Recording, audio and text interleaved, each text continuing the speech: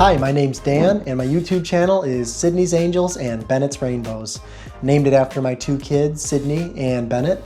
My wife Jordan also helps me with the fish room, and she does a lot of work down there, so she's very involved with that as well. My fish room is about 40 tanks, give or take. It's mostly in my basement.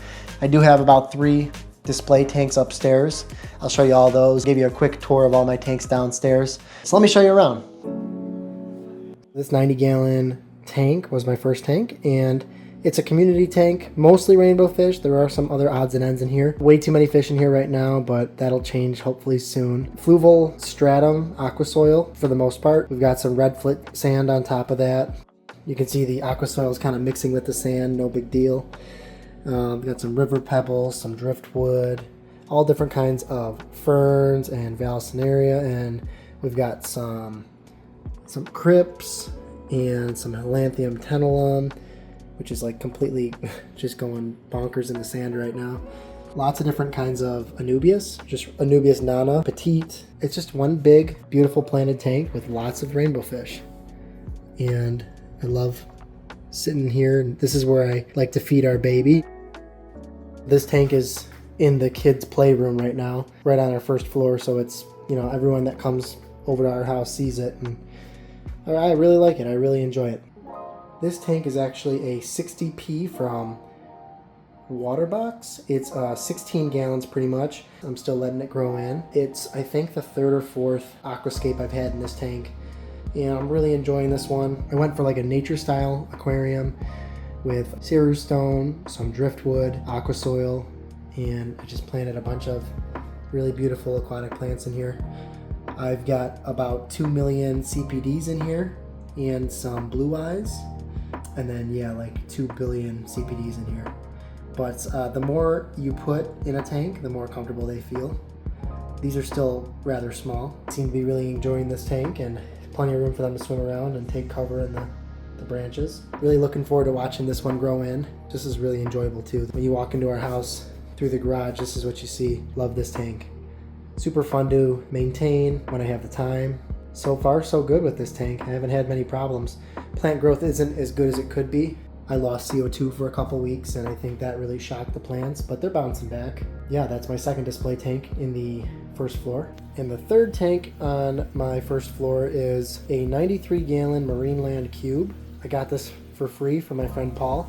It used to be a saltwater tank. I tried doing the saltwater. I just don't have enough time or money right now to dedicate to that. So for now, it's just an Mbuna species-only tank. And these are the Chindongo salusi Mbuna species. I think they only get about 4 inches big. And you can see I've already had a couple spawns. So they're all the same species. The males are blue, the females are yellow. They all start out yellow.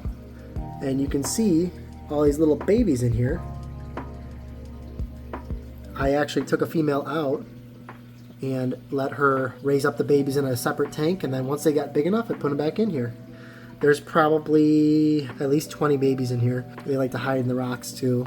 It's a very simple scape. All it has is Anubias and lava rock. You can see that female right there is holding.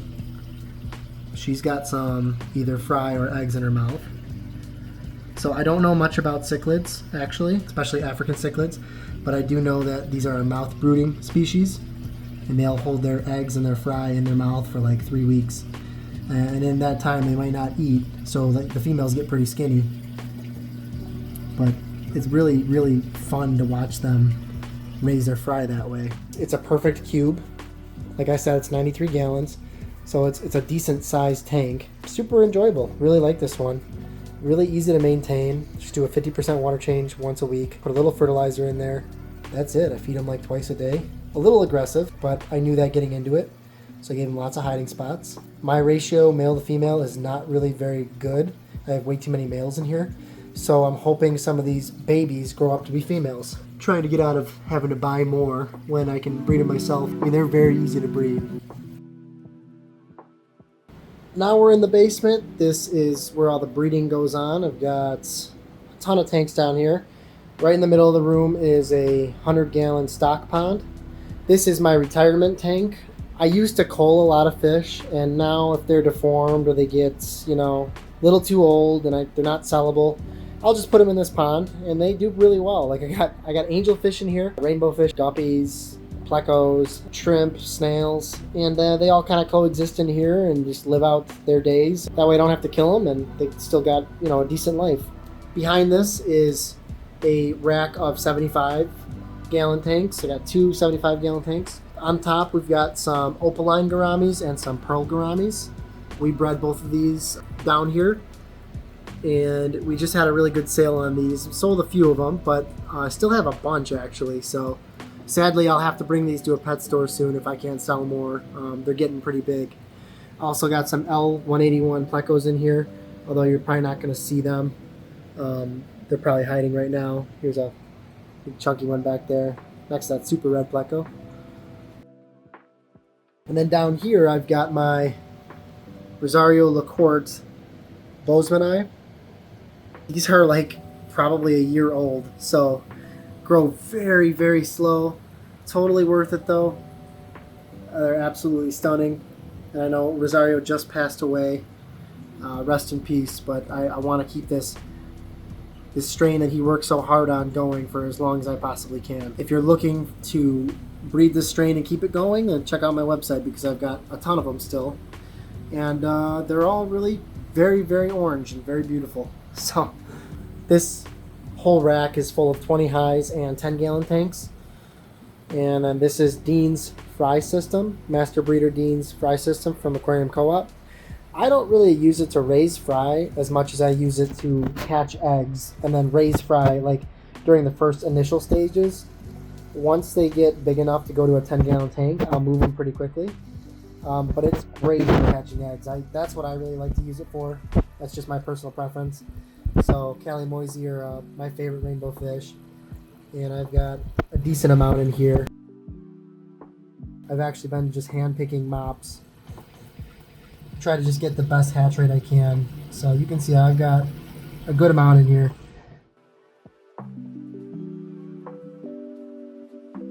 Advice I'd have on raising rainbow fish, at least from what I've done so far: keep the water really clean. Try to do a water change every day if you can, 50%. And I just give them fry powder twice a day, 3 times a day.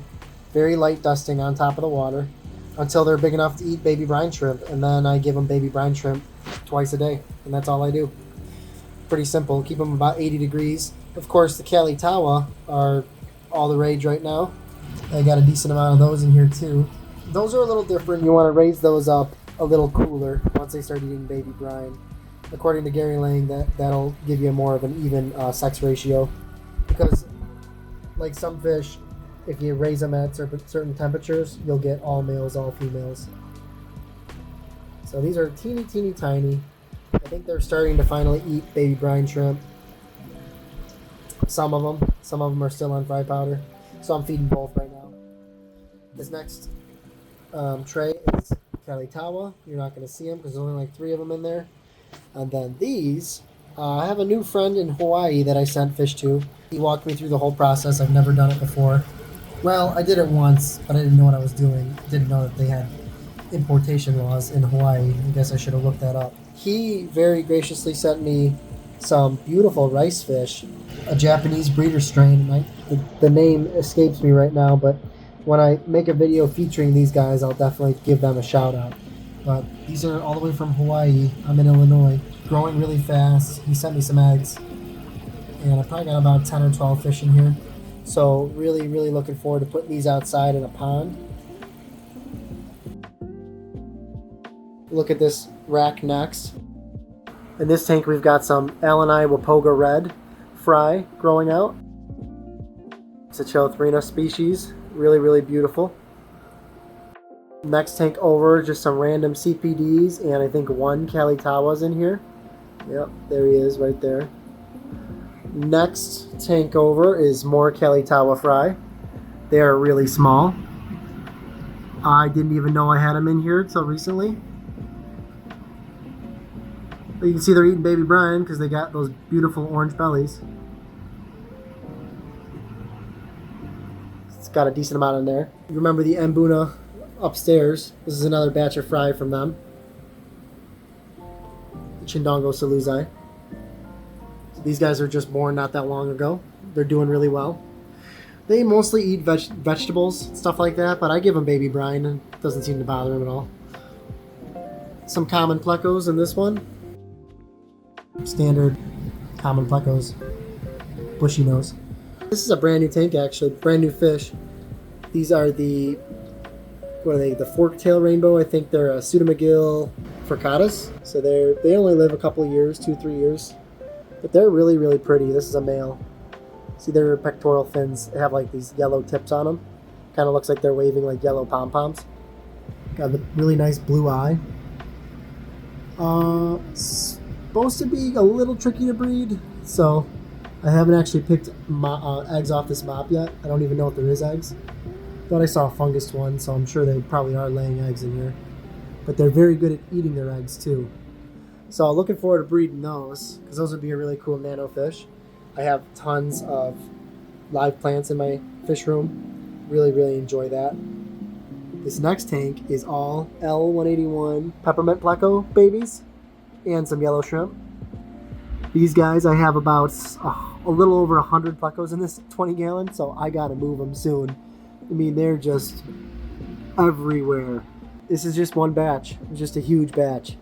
This is probably my third batch from the same group of plecos. They've been really blessing me with a lot of really healthy, beautiful fish. Next tank is some Melitania trifasciata Blythe River collection point, and I also have some Myricyan here as well. You can see some of these Blythe River are already getting really colored up, really chunky. So these are beautiful. Definitely one of my favorite rainbows. Look at that guy. They get pretty much 100% just baby brine shrimp, so their reds really come out. Next tank over is some Celestial Pearl Danios. This is this tank I sell out of. See, they're looking pretty sassy already. Next tank is my Kelly Moisey breeding tank. They're not really turned on right now, but absolutely beautiful fish. Looks like I got Hydra in here. I'll have to treat that. Yeah, I definitely have some Hydra. That's not a big deal though. Next tank over, I've got some more Celestial Pearl Danios in a heavily planted tank. He's just going nuts with this wandering dude plant. It's my breeding group of Cali Tawas. Got these, pretty small, and they grew really fast. Can't wait to get these in a planted tank. That's what they really deserve. Really looking forward to seeing that. This next tank needs to get taken down. It's just a jungle, but it's got a couple Cali Moisey in here. They're always looking really cool. And some plecos. These are my Eleni Wapoga Red. Finally starting to color up a little bit. They are super prolific. Just lay a ton of eggs. So that mop is probably loaded. They've got a really beautiful color pattern on them. Like, can't wait to see these in a species-only tank. These are my Melitania Parva. Still pretty small, but they get really orange in the morning. These are Gary Lang strain. Also very prolific rainbow fish, very easy to breed. Over here, we don't really have a whole lot going on. We got more Celestial Pearl Danios. You can see I sell a lot of these, so I breed a lot of them too. Raccoon Tetras from Dan's Fish that are absolutely stunning. I only started with 6 of them. They've just been breeding in this tank. So I want to start breeding these and selling them because they're pretty rare. They only come from one little section of the Amazon River. Besides Dan's Fish, I don't know where else you could really get them. They would look great in a planted tank too. I got to get them in a bigger tank. Some orange Venezuelan Corridoras that I'm going to breed eventually when I get a little more time. Trying to get them all nice and fattened up. And we're getting a lot of storms lately, so I've been doing some cold water changes. Did have a huge batch of fry growing out from them, and they all perished, unfortunately. Automatic egg catching system with more CPDs. Quite a bit of CPDs in there. And another one right next to it with more CPDs. And sorry, the glass is so dirty, but this is my breeding group. Beautiful group of CPDs. They get nothing but baby brine shrimp and lots of water changes. More CPDs in here. They're probably hiding behind that filter. I gotta move these guys. More CPDs in here. So yeah, I breed a lot of them. They're so easy to breed.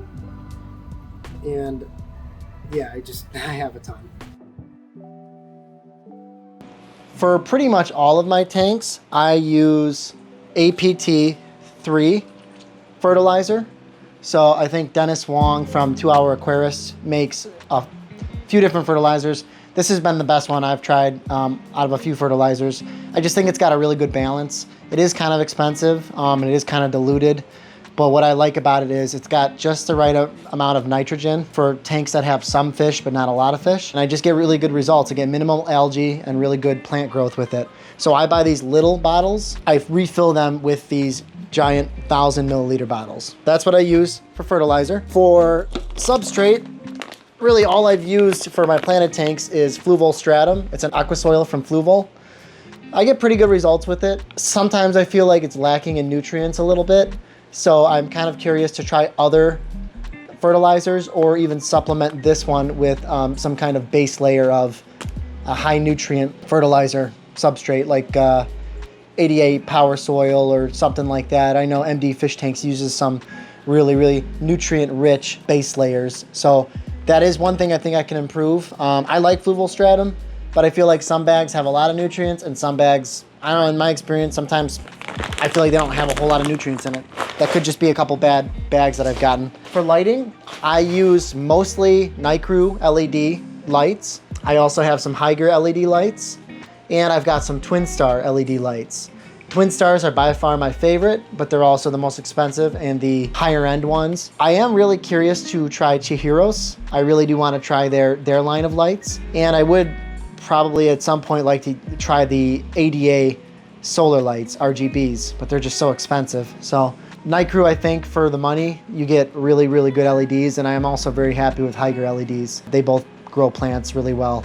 And then I just got some cheap LED lights, shop lights that I use for my pond and other tanks. It doesn't have to be an aquarium light. It could just be a cheap shop light, but pretty much everything is LED lights.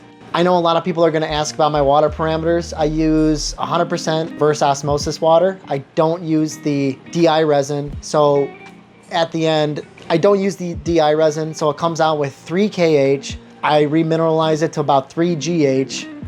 pH is about 7. Temperatures of these tanks range from like 70 to 80 degrees. Some are heated, some aren't. TDS right about 120. I use Seachem Equilibrium, and every tank pretty much gets the exact same water, except for my African cichlids. They get my tap water, which is so hard that I have trouble keeping some species of fish alive in it. So that's why I use RO water. Tips I could give people that are just starting out in the hobby: be persistent, be patient. You're gonna fail a lot of times. I have lost a lot of fish actually trying to figure out how to breed fish. We only got a few more tanks. This is a 29 gallon tank that it's actually my friend Steve's tank, so I'm gonna give it back to him. Just have a couple Myrisci rainbowfish in here and some Hillstream loaches. That's about it. I was gonna try to breed the Hillstream loaches in here, but I have way too many snails, and I'm assuming that even if they are laying eggs, the eggs are probably getting eaten right away. So that has not been very successful. Got some like ember tetras in here. I don't know if you're gonna see them. Yeah, they're back there. I've bred those guys too a little bit. This tank is full of Calimoisy. It's nighttime, so the lights are kind of going down a little bit. But first thing in the morning and then like later on in the evening, they color up and they look beautiful. This is also my tank of L181 plecos. It's my breeding colony. I probably got at least 10 in here. This tank is full of cories. I have a ton of cories in here, the Trilineatus that I have bred a lot of. And then just odds and ends, we've got my breeders of angelfish. There's way too many fish in here. I had another tank that had to get taken down, so I gotta find homes for these guys soon. But yeah, my Philippine blue angelfish breeders, gotta get them out of here. Some marble angelfish, black and gold. My breeder gouramis, and just some random rainbow fish that I'm gonna be giving away. Got some white cloud minnows, mountain minnows in here too. Let's Try to change the water a lot in this tank because there's a lot of fish in here. This tank it's probably my favorite tank right now, besides the 90 gallon. Try to make it look like a river. It's got the Chilothrina blairii rainbowfish in it.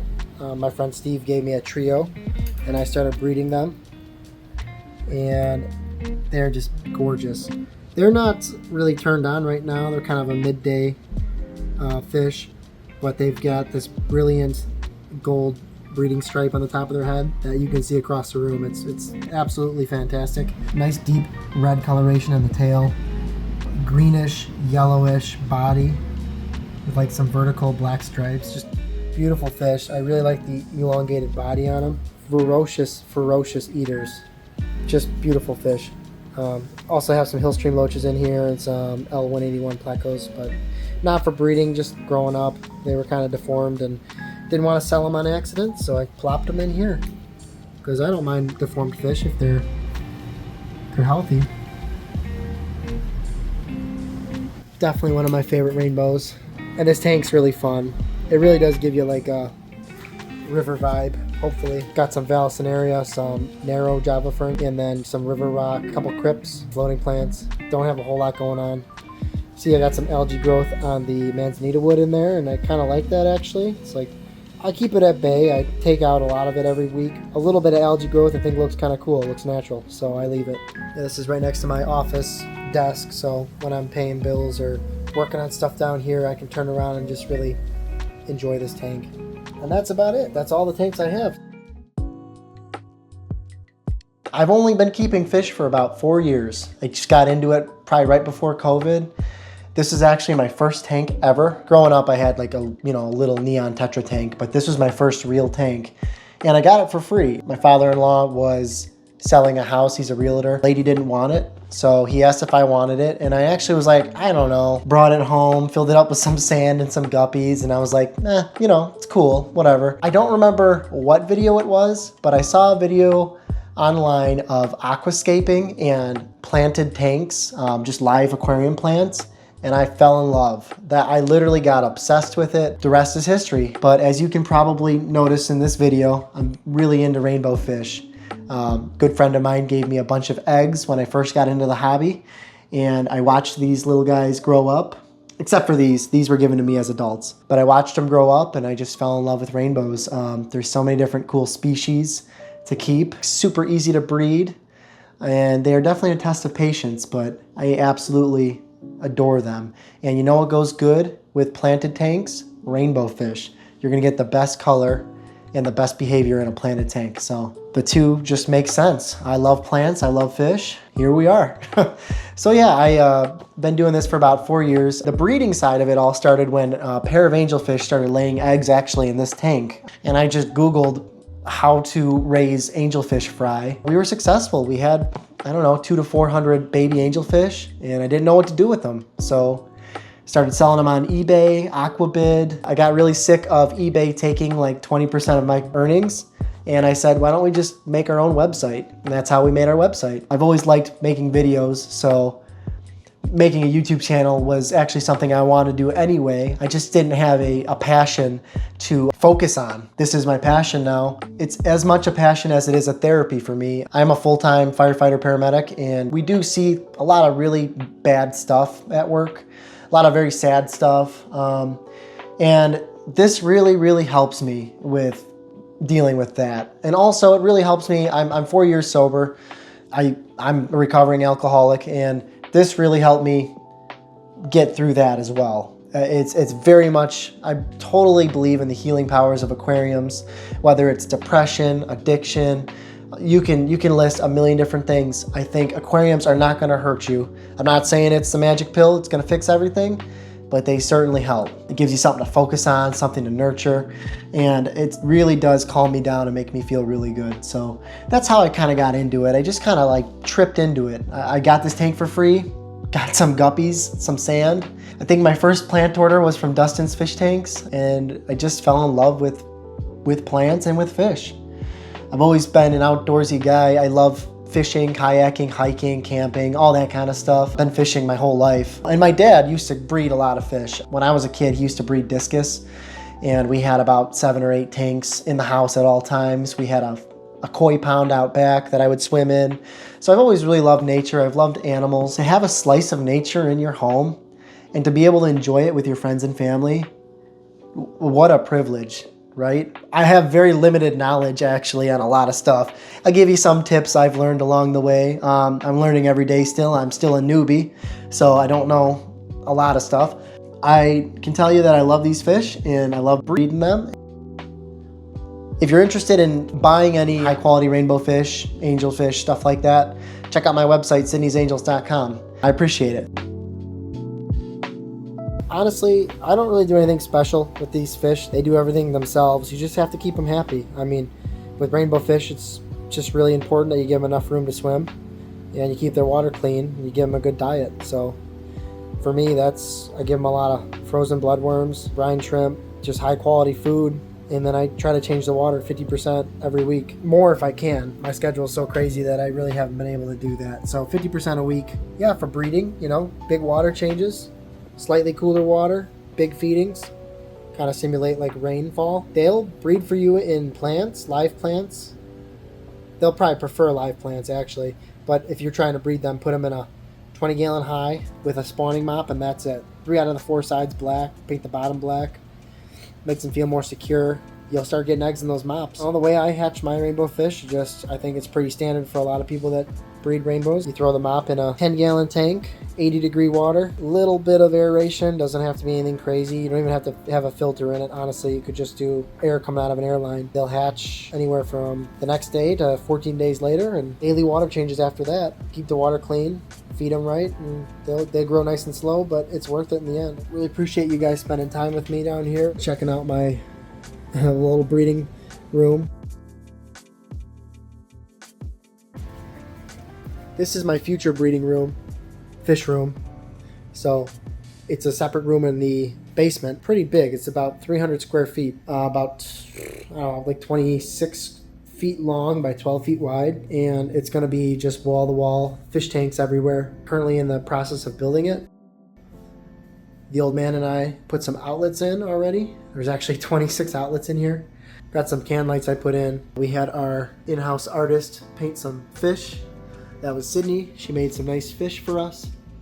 It's not a fish room without fish, so got one. Mama Bear probably made this one. Two fish in here so far.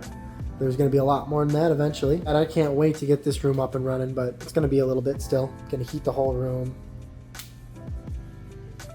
Spending time with me down here. If you're curious what my water parameters are, I'll just show you. I do 100% reverse osmosis. This is the kit I got from Bulk Reef Supply, 100 gallon per day. I do run a booster pump on this to keep my pressure around 90 psi. It's actually down there. I got it on Amazon, and I also run a water saving kit. So I've got 2 membranes on here.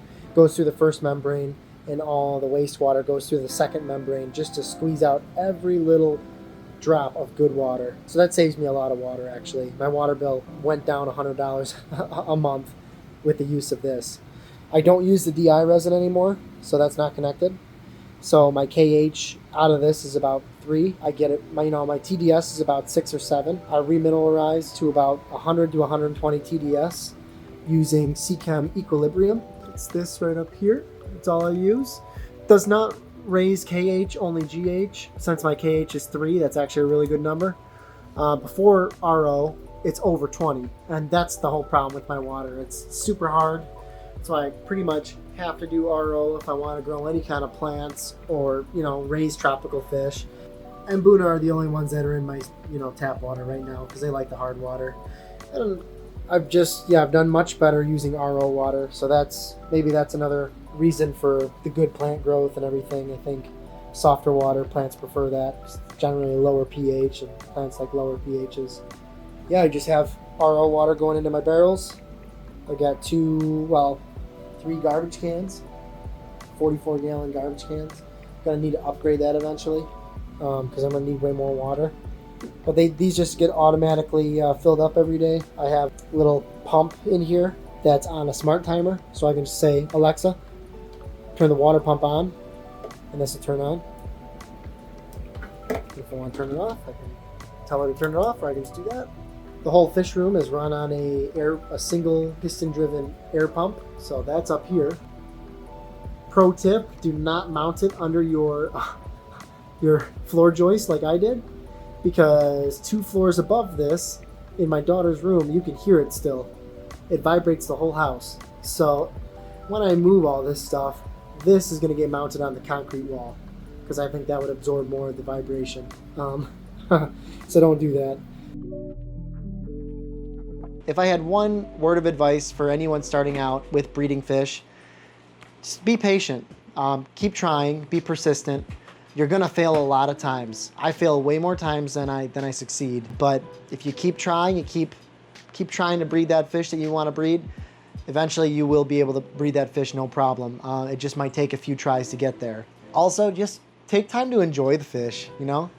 Sometimes we get so busy, we kind of forget to just sit and watch. You know, with all these water changes I do every week, I got 2 young kids. Sometimes I kind of forget to just sit and watch the tanks. And that's really why we do this. I'm a big fan of water changes. I do tons of water changes. I think when you're raising fry, that's essential to do big 50% water changes. Keep that waste down and that water quality up, especially when you're dealing with rainbow fish. Have fun with it. Remember the reason you got into this hobby in the first place. It was probably because you just thought that this was beautiful and that you wanted this in your living room. And maybe you love the fish, maybe you love the plants, maybe it's the fact that you've got a tiny ecosystem in your living room. That it's such a cool hobby, and there's so many different avenues to go down with it. Take time to enjoy it. That's something I forget to do. I get so caught up in all my projects and working on stuff that sometimes I forget to enjoy it. Lastly, I really want to thank Zach over at Aquafinity for this collaboration. He's doing all the hard work. I'm just sending him clips. He's doing all the beautiful editing. So thank you very much, Zach. It was an honor and a pleasure to work with you on this. Thank you guys for watching. I really appreciate it. We've got some exciting stuff coming up. I am working hard on that. Thank you everyone for your support. Thanks for watching, and I really appreciate it.